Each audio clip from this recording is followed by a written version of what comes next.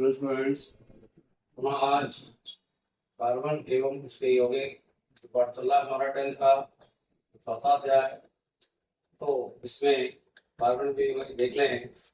इसमें हमें आज आगे पढ़ना है। एक क्वेश्चन आता है, मीथेन और एथेन की संरचना बनाइए। कहता है क्या इलेक्ट्रॉन बिंदु संरचना का निर्माण कीजिए। एक आता है मीथेन एवं एथेन की इलेक्ट्रॉन बिंदु संरचना। इलेक्ट्रॉन बिंदु संरचना हम कैसे बनाते हैं ये हमको पता होना चाहिए। तो सबसे पहले मैंने आपको एल्केन श्रेणी के सदस्य पढ़ाए थे।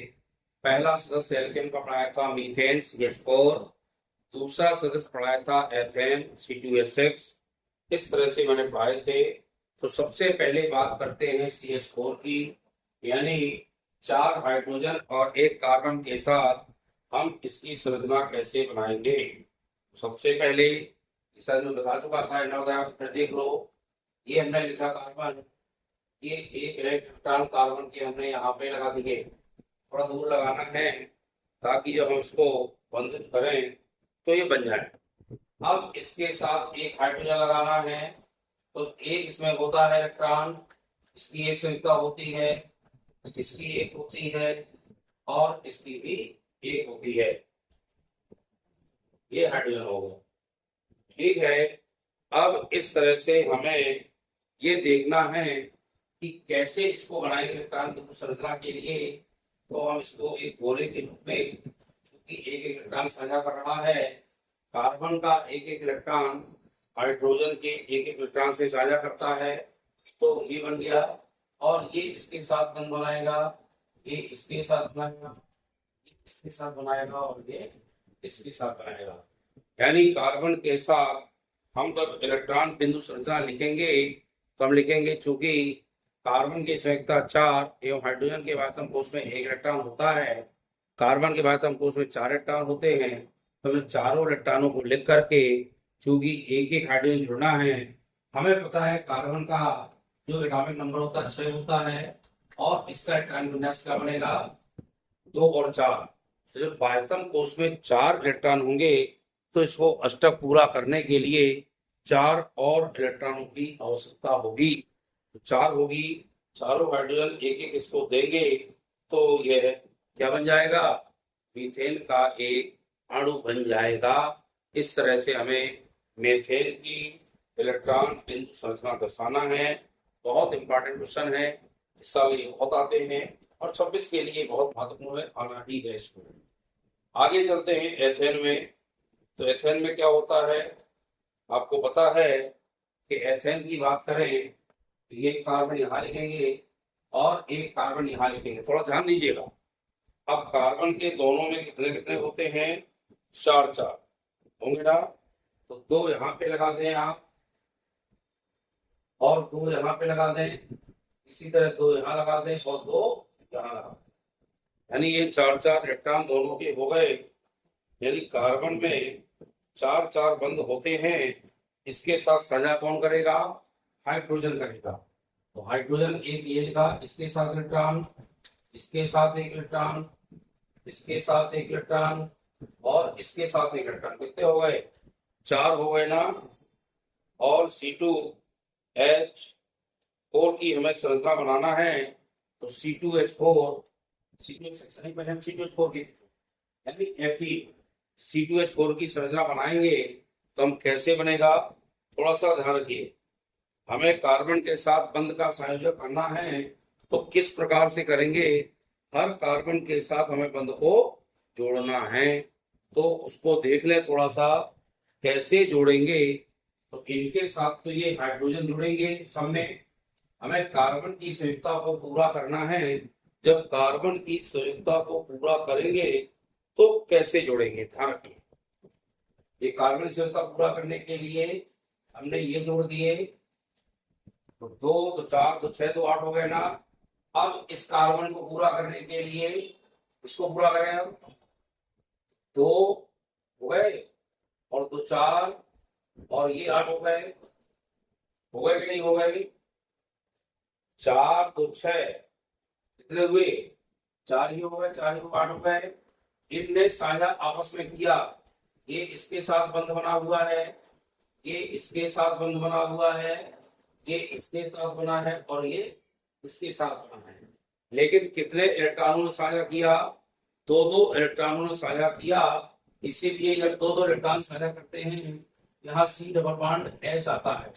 जब 2 बंध साझा करेंगे तो ये डबल बॉन्ड लगाया जाता है। हम पहले ही बताया था उस दिन आपको, जब साझा जितने बंध करते हैं उतने बंधों के साथ ही हम बंध का निर्माण करते हैं।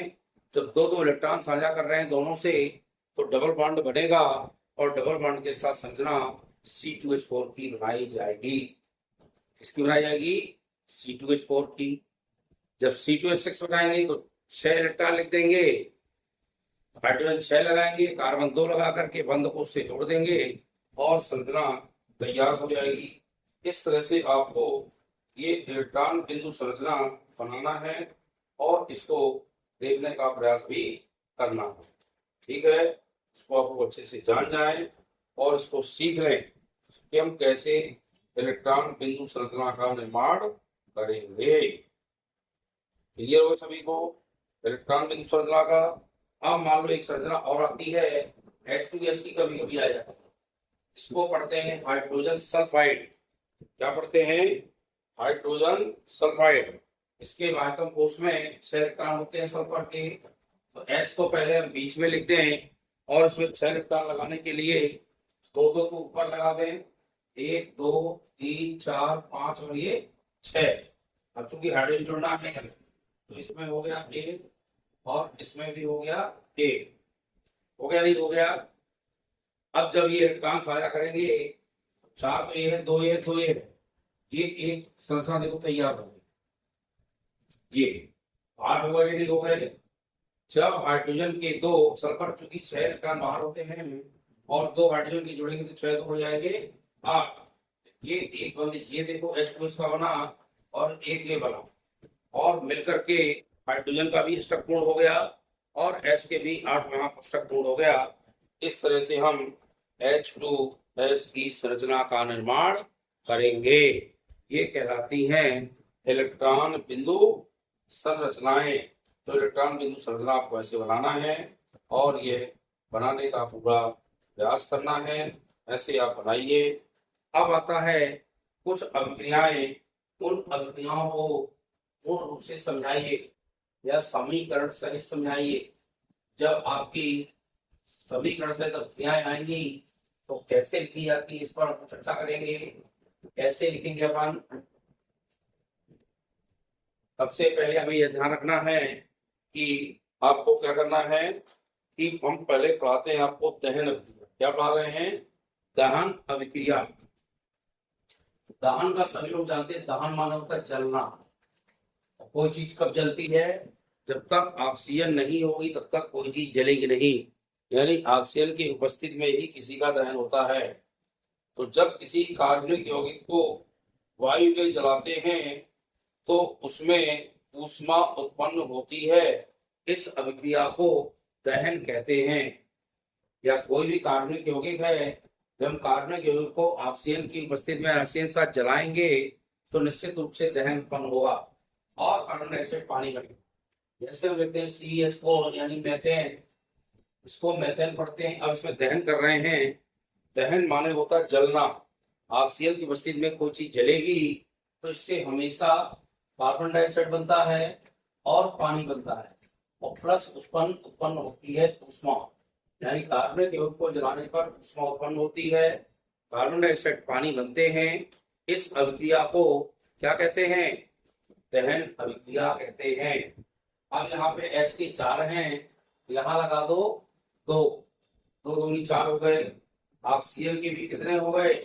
4। जैसे 2 ये हैं 2 ये हैं, तो यहाँ पे लगा दो 2, 2 दूनी 4 हो गए। कार्बन का 1 है तो 1 ही रहेगा। यानी हमें क्रिया कारक और क्रियाफल की जो बैलेंसीज है, दोनों तरफ के तत्वों की संख्या बराबर होनी चाहिए। दहन में आप लिखेंगे जब किसी कार्बनिक यौगिक को ऑक्सीजन के साथ जलाते हैं, ऑक्सीजन की उपस्थिति में जलाते हैं, तो कार्बन डाइऑक्साइड एवं पानी बनते हैं तथा ऊष्मा उत्पन्न होती है। इस अभिक्रिया को दहन अभिक्रिया कहते हैं। सबको क्लियर हो गया? अब मैं बता रहा हूँ प्रतिस्थापन अभिक्रिया। अब आपको पढ़ना है प्रतिस्थापन अभिक्रिया। अब प्रतिस्थापन क्या है इसकी भी बात करें। दहन क्रिया हुए कार्बनिक यौगिक को जलाने वायु की उपस्थिति में जलाने पर कार्बन डाइऑक्साइड एवं पानी बनते हैं तथा ऊष्मा उत्पन्न होती है। प्रतिस्थापन जानो। प्रतिस्थापन क्या होता है? सूर्य के प्रकाश की उपस्थिति में हाइड्रोजन फ्लोरीन से कोई भी हाइड्रोकार्बन है वह हाइड्रोकार्बन फ्लोरीन से क्रिया करता है। जब ये फ्लोरीन से क्रिया करेगा तो निश्चित रूप से हाइड्रोजन के परमाणु जो हैं उस क्लोरीन को विस्थापित करेंगे और उसके साथ विस्थापित होके वह स्थान ग्रहण करेगा, यानी प्रतिस्थापित करेगा।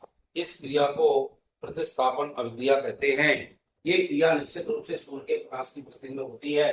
अब हम कोई भी हाइड्रोकार्बन ले लिया, क्लोरीन के साथ क्रिया की। जब किसी हाइड्रोकार्बन को क्लोरीन के साथ अभिकृत करते हैं तो इसका हाइड्रोजन क्लोरीन के साथ क्या हो जाता है? प्रतिस्थापित हो जाता है। और जब ये प्रतिस्थापित होगा तो HCl बनाएगा। क्या बनाएगा? HCl। इसकी उपस्थिति होती है सूर्य के प्रकाश की, सौर प्रकाश की उपस्थिति होती है। सौर प्रकाश लिखें। अब बनेगा क्या? थोड़ा ध्यान दीजिए। इससे बनेगा CH3 जो Cl होता है वह तैयार होगा, जिसे हम कहते हैं मेथिल क्लोराइड। क्योंकि एक निकल गया है और CH3 बचा, Cl एक वहां हो गया तो एक Cl बचा और इसका नाम होगा मेथिल क्लोराइड। यानी सौर प्रकाश की उपस्थिति में क्रिया होकर के मेथिल क्लोराइड का निर्माण होता है। यह आपको ध्यान रखना है। अब मैं बता रहा हूँ ऑक्सीकरण अभिक्रिया जो उपचयन कहलाती है। उपचयन मैं पढ़ा चुका हूँ पहले अध्याय में भी। आप फिर भी बता रहा हूँ ऑक्सीकरण द्वारा उपचयन क्रिया लिख लीजिए। ऑक्सीकरण कि जब एथिल अल्कोहल को या एथेनॉल को क्षारीय पोटेशियम परमैंगनेट की उपस्थिति में गर्म करते हैं तो एसिटिक अम्ल या एथेनोइक अम्ल ऑक्सीकृत होता है। इस अभिक्रिया को ऑक्सीकरण अभिक्रिया कहते हैं। एथिल अल्कोहल अभी पढ़ाया आपने, मैंने पढ़ाया था CH3 CH2OH होता है एथिल अल्कोहल।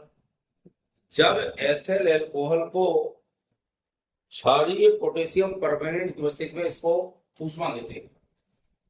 इसकी उपस्थिति में क्षारीय पोटेशियम परमैंगनेट होता है KMnO4 और उसको देना है ऊष्मा, यानी इसको गर्म करना है। जब एथिल अल्कोहल को क्षारीय पोटेशियम परमैंगनेट की उपस्थिति में गर्म करते हैं तो निश्चित रूप से इससे क्या बनता है? अम्ल का निर्माण होता है। और अम्ल बनेगा तो अम्ल के लिए क्या हो जाएगा? CH3, ये C तो ही है, CH3COOH, ये कहलाएगा एसिटिक अम्ल। क्या कहलाएगा? एसिटिक अम्ल कहलाएगा। यानी इसकी एसिटिक अम्ल बनता है। यह क्रिया उपचयन कहलाती है। क्या कहलाती है? उपचयन। क्या कहलाएगी? उपचयन कहलाएगी। इसको आपको देखना है कि जब एथिल अल्कोहल को क्षारीय पोटेशियम परमैंगनेट की उपस्थिति में गर्म करते हैं तो एसिटिक अम्ल बनता है और यह ऑक्सीकृत अभिक्रिया या ऑक्सीकरण अभिक्रिया कहलाती है। अब एक और बता रहे हैं हाइड्रोजनीकरण क्रिया। क्या बता रहे हैं? हाइड्रोजनीकरण। इसको और देख लीजिए। हाइड्रोजनीकरण नाम ही है, हाइड्रोजन से क्रिया। हाइड्रोजनीकरण इज हाइड्रोजन से क्रिया। इसकी होती है हाइड्रोजन से क्रिया, देख लें। इसको भी देख लें, हाइड्रोजनीकरण बहुत आती है। देखिए, जब असंतृप्त हाइड्रोकार्बन को निकेल उपप्रेरक की उपस्थिति में हाइड्रोजन के साथ अभिकृत करते हैं तो इस क्रिया को हाइड्रोजनीकरण कहते हैं और एल्केन बनते हैं। संतृप्त हाइड्रोकार्बन नहीं। जब असंतृप्त हाइड्रोकार्बन, असंतृप्त क्या होता है? अभी बताया C H और H, इसकी क्रिया किससे होना? हाइड्रोजन से। इसकी उपस्थिति में निकेल उत्प्रेरक की उपस्थिति में, देख लीजिए, निकेल उत्प्रेरक की उपस्थिति में क्रिया होगी तो कुछ नहीं करना, ये सिर्फ H जुड़ जाएंगे, हाइड्रोजनीकरण हो जाएगा, जुड़ जाना। ये हो गया H, सब जगह लगा दो, इसका जो बांड था वो बांड खत्म हो जाएगा और संतृप्त हाइड्रोकार्बन बन गया, यानी ये बन गया एथेन। क्या बन गया? एथेन बन गया। यानी हम लिखेंगे जब असंतृप्त हाइड्रोकार्बन को हाइड्रोजन के साथ निकेल उत्प्रेरक की उपस्थिति में अवकृत करते हैं तो संतृप्त हाइड्रोकार्बन बनता है। यानी ऐसा लिख सकते हैं, एथीन को हाइड्रोजन के साथ निकेल उत्प्रेरक की उपस्थिति में द्रवीकृत करते हैं तो एथेन बनता है। यह क्रिया हाइड्रोजनीकरण कहलाती है। यानी हाइड्रोजन के साथ क्रिया कराना है और हाइड्रोजन के साथ क्रिया कराने पर जो भी क्रिया होती वह क्रिया हाइड्रोजनीकरण कहलाती है। इस तरह से वीडियो को आप लाइक शेयर करें, नए स्टूडेंट जुड़े तो हमारे चैनल को सब्सक्राइब जरूर करें। बहुत बहुत धन्यवाद।